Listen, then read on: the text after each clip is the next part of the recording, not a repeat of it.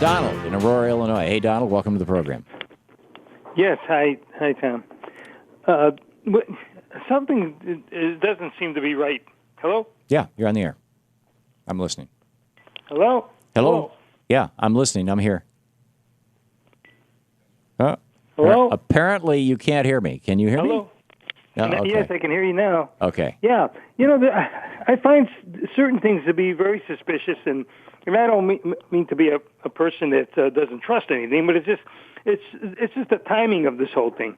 They made a movie called 2016 that it's all lies about Obama. Right. What's to say that some party, and I won't mention any party names, some party over here decided to put this film together, put it on the internet or whatever, and create this problem.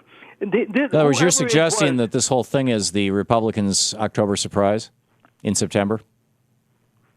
Say that again. Are you suggesting the October surprise? Every presidential election, the question is who's going to come up with the October surprise? The thing that they're going to try and do to that's going to hurt the other side. And this goes back to LBJ ending the war in Vietnam in October of 1968, and he had it all figured out, and Nixon blew it up. But are you saying that this is an October surprise? That this is basically something that's being done to try and swing the presidential election to make President Obama look bad? Well, I didn't know anything about it, any surprise, but I'm thinking that maybe the Republican Party's behind it. Yeah, somehow. Yeah. Nothing would surprise me these days, Donald. I mean, the Republicans now, we know for a fact, blew up the peace negotiations with the Vietnamese in 1968, and Lyndon Johnson called Everett Dirksen, called that treason, said Nixon was committing treason.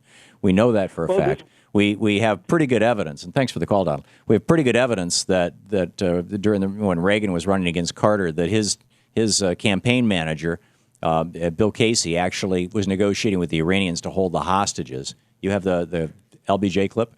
Yeah, this is Lyndon Johnson. I mean, this just came out like a year and a half, 2 years ago. We've only known this a short time that Nixon committed treason in 1968. Lyndon Johnson had actually negotiated peace with the Vietnamese halfway through what we call the Vietnam War in 1968. He had negotiated peace, and Nixon went in and said, no, you guys wait, Madam Two, don't go to the peace table, and I'll give you a better deal, and I'll make you rich.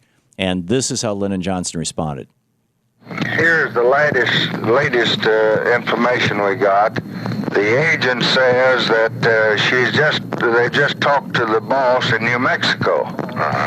And that he says that you must hold out. Can you pause just that for a second? Hold on until after. Now, the reason I pause it is just to make sure that you realize that the person that Lyndon Johnson is talking to was Senator Everett Dirksen, the leading Republican in the United States Senate, a statesman, a genuine statesman. Here he is, and back to Lyndon Johnson. And that he says that you must hold out. Just hold on until after the election. We know what Q is saying to them out there. Yeah. We're pretty well informed on both ends.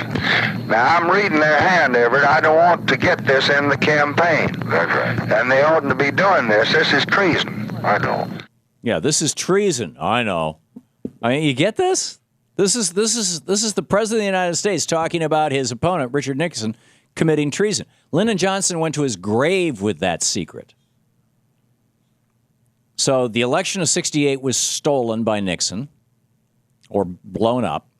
I mean, had peace happened, Hubert Humphrey absolutely would have won the presidency.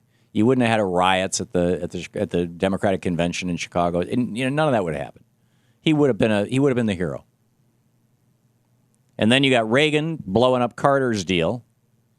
And then you got George Bush getting appointed by the Supreme Court. And in large part because his brother had knocked 80,000 African Americans off the voting rolls in 2000, before the election, which is what the Republicans are doing again.